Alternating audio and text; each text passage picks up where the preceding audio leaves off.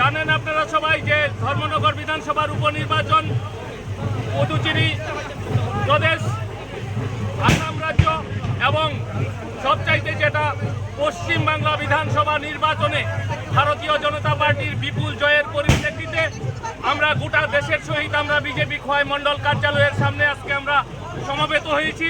আমরা খোয়াইয়ের রাজপথে বিজয় র্যালি সংগঠিত করব এবং আজকের এই জনস্রোত এবং উৎসাহ উদ্দীপনা কার্যকর্তাদের এটা প্রমাণ করে যে 2028 ত্রিপুরা রাজ্যের বিধানসভা নির্বাচনে আমাদের খোয়াই বিধানসভা কেন্দ্র থেকে ভারতীয় জনতা পার্টির জয় শুধু সময়ের অপেক্ষা। কোনো অপশক্তি 28 সালের বিধানসভা নির্বাচনে ভারতীয় জনতা পার্টির বিজয় রথকে আর কেউ আটকাতে পারবে না। সবাইকে নমস্কার, ধন্যবাদ। আসাম এবং পশ্চিমবঙ্গে সেখানে ভারতীয় জনতা পার্টি সেখানে সরকার সেখানে প্রতিষ্ঠিত করে এবং আমাদের ত্রিপুরা যে ধর্মনগর আসলে বিধানসভা উপনির্বাচন হয়েছিল, আপনারা দেখেছেন সেই উপনির্বাচনে আমাদের প্রার্থী সমর চক্রবর্তী উনি বিপুল ভোটের ব্যবধান সেখানে জয়যুক্ত হয়েছে।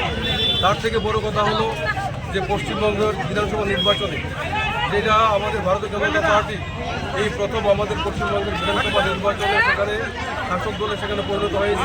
সেখানে পশ্চিমবঙ্গের মানুষ বিপুল পরিমাণে জনসমর্থন আমাদের পার্টিকে সেখানে দিয়েছে। সেখানে প্রায় 200-র অধিক সিট নিয়ে আমাদের দল সেখানে আজকে সরকার গঠন করতে চাইছে।